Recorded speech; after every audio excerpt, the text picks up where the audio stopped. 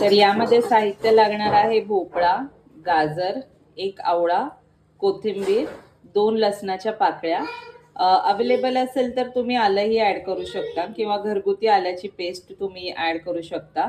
Tomato अर्ध्याचा पण अर्धा आणि कांदा पण अर्ध्याच्या पण अर्धा कांदा घ्यायचा आहे आणि भोपळा घेतलाय आपण इथे 250 ग्राम.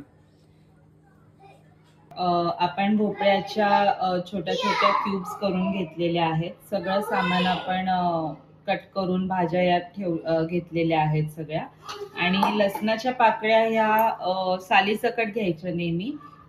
तुम्ही धुवून घ्या, पण नेहमी लसणाच्या पाकळ्या सूपमध्ये टाकताना सालीसकटच टाका. आणि भोपळ्याला स्वतःचा एक थिकनेस नेहमी असतो, पण तरी तुम्ही यामध्ये अर्धा चमचा तुम्ही ओट्स ऍड करू शकता. तर आता आपण बनवायला घेऊयात आपलं भोपळ्याचं सूप. भोपळ्याच्या सूपचं महत्व सांगते. यामध्ये भरपूर प्रमाणात तुम्हाला विटॅमिन ए मिळतं. शिवाय विटॅमिन ए हे डोळ्यांसाठी, डोळ्यांच्या आरोग्यासाठी आणि आपल्या लहान मुलांच्या आणि आपल्या पण इम्युनिटी सिस्टीमसाठी खूप छान असतं. पचायला एकदम हलकं आहे हे सूप.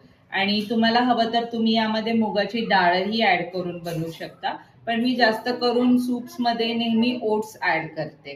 ठीक आहे, एक्स्ट्रा फायबरसाठी.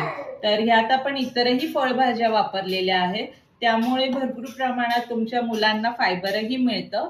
आणि लहान भुकेसाठी हा सूप्स वगैरे आता थंडीचे ना खूप उत्तम पर्याय आहे. तर तुम्ही जेव्हा हा संध्याकाळचा वेळ असतो ना, तेव्हा तुम्ही ट्राय करा की तुम्ही स्मूदी स्किप करून किंवा इतर गोष्टी बिस्किट्स वगैरे स्किप करून तुम्ही मुलांच्या आहारामध्ये हे इझी सूप्स ऍड करायला चालू करा. याला तुम्ही गार्निश करा काळ्या तिळांसोबत किंवा यामध्ये तुम्ही सनफ्लॉवर सीड आणि मेलन सीड पण भाजून ऍड करू शकता. आणि थिकनेस तुम्हाला हवा तशी कन्सिस्टन्सी तुम्ही ठेवू शकता आणि एन्जॉय करा. तर तयार आहे आपलं पंपकिन सूप.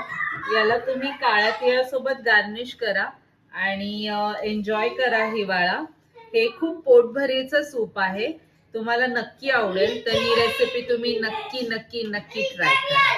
आता आपण उद्या भेटूयात अजून काहीतरी नवीन शिकायला आणि सोपं शिकायला. बाय.